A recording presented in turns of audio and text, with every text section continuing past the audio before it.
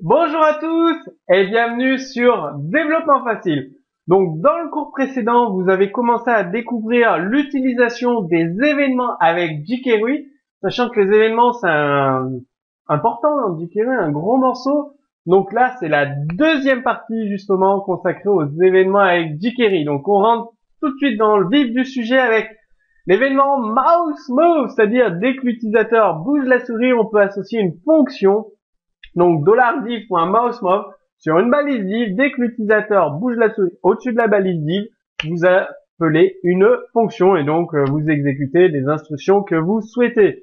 Vous avez également mouseover, je vous ai montré un exemple dans le cours précédent, c'est lorsque l'utilisateur positionne le curseur au-dessus d'un élément. Mouseout, c'est lorsque le curseur quitte cet élément. Mousehunter, c'est lorsque le pointeur entre dans un élément. Donc c'est l'équivalent de mouseover. Et mouse leave lorsque le pointeur quitte un élément, ce qui est l'équivalent de mouse out. Donc moi je vous conseille plutôt d'utiliser mouse hunter et mouse leave plutôt que mouse over et mouse out. Après vous choisissez ce que vous souhaitez. Donc submit, ça va déclencher l'appel de la fonction lors de l'envoi du formulaire. Donc très utile pour, comme je vous l'ai dit, si vous voulez pas utiliser focus et blur, vous pouvez utiliser .submit. L'utilisateur appuie sur le bouton .submit. Au lieu d'appeler directement la page suivante, PHP, que ça perd du temps à tout vérifier, que ça dise à l'utilisateur non, il s'est trompé, vous appelez submit. Submit, ça va appeler une fonction JavaScript, donc avec jQuery. Vous faites les vérifications du formulaire. Si tout se passe bien, vous faites return true. La page suivante est appelée, on n'en parle plus. Sinon, vous affichez les messages qui correspondent à l'utilisateur. Veuillez renseigner un pseudo correct, une adresse mail correcte, etc., etc. Donc, vous avez d'autres événements. Change, ça déclenche un événement lorsque le contrôle d'un formulaire est modifié. Par exemple, lorsqu'une case à cocher d'un formulaire est cochée, l'événement change est déclenché.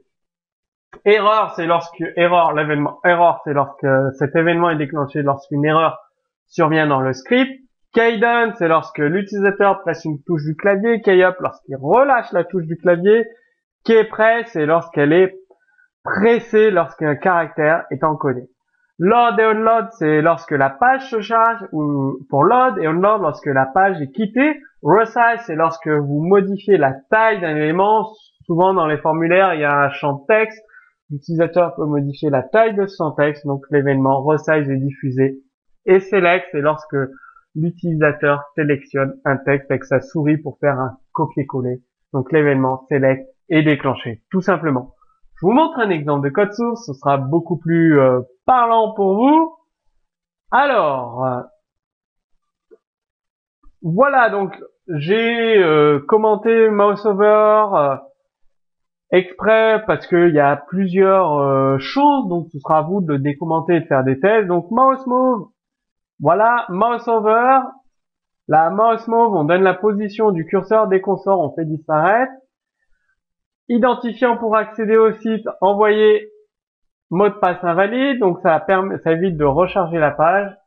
Et si je mets l'identifiant correct, envoyer, eh bien on appelle le site suivant, c'est-à-dire on appelle la page suivante. Donc ça c'est la méthode submit. Regardez, submit, elle est quelque part par là, elle est où submit? Elle est ici. Et si le mot de passe est correct, on retourne true, donc on appelle la page suivante, sinon on retourne false.